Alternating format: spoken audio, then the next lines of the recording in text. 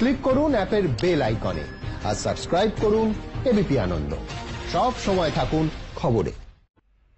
৪৯ দিন পর্যন্ত মানুষের শরীরে থাকতে পারে করোনা ভাইরাস। মার্কিন সংস্থা সিডিসির জার্নালে প্রকাশিত চীনা গবেষকের দাবি ঘিরে চাঞ্চল্য।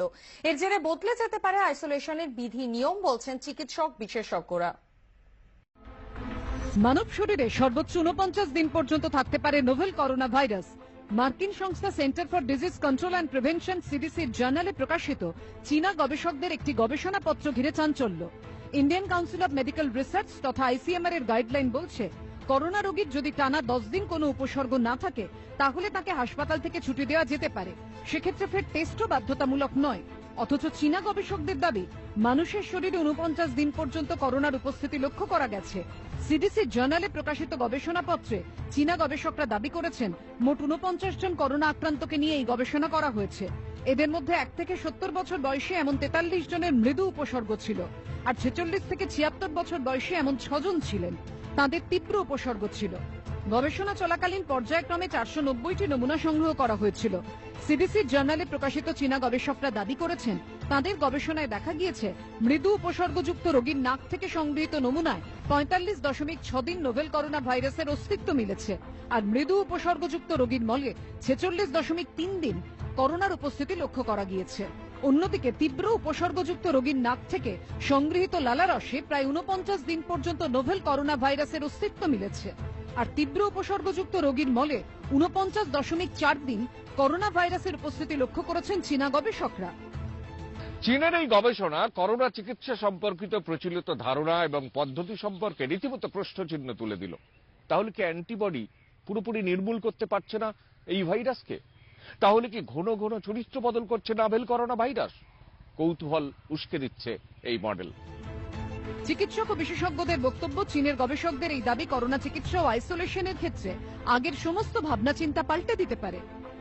আইসিএমআর একটা গাইডলাইন যে 10 দিন যদি জ্বর না থাকে 17 দিনের আইসোলেশন, হোম আইসোলেশন, তার মধ্যে টানা যদি 10 দিন জ্বর না থাকে তাহলে কোনো টেস্ট না করেই আমরা ছেড়ে দেবো তাকে। এইখানে এই প্রশ্নটা, এই যে রিসার্চ পাবলিকেশনটা হয়েছে, এরা কিন্তু এই পাবলিকেশনটা এই গাইডলাইনটাতে একটা বিরাট প্রশ্ন তুলে দিয়েছে। হাসপাতাল থেকে ডিসচার্জ হয়ে গেল, কতদিন বলবো সে বাড়িতে তুমি এখনো বন্দী হয়ে থাকো বা তুমি আলাদা থাকো যাতে তোমার থেকে না ছড়ায়? এখানে এটা অতি মূল্যবান একটা তথ্য আমাদের হাতে এখন এসেছে। এই ভাইরাসের আমাদের দেহের যে বিভিন্ন ফ্লুইড রয়েছে, অর্থাৎ রক্তরস, অর্থাৎ মল, অর্থাৎ লালারস, আমাদের শ্বাসনালী, সমস্ত জায়গায় এই ভাইরাসের থাকার প্রবণতাটা সিমটম অর্থাৎ উপসর্গ শুরু থেকে 50 দিন পর্যন্ত এটা থাকতে পারে। অনেকে বলছেন, করোনা চিকিৎসায় নীতি নির্ধারণের ক্ষেত্রে এই গবেষণা খুবই গুরুত্বপূর্ণ হয়ে উঠতে পারে।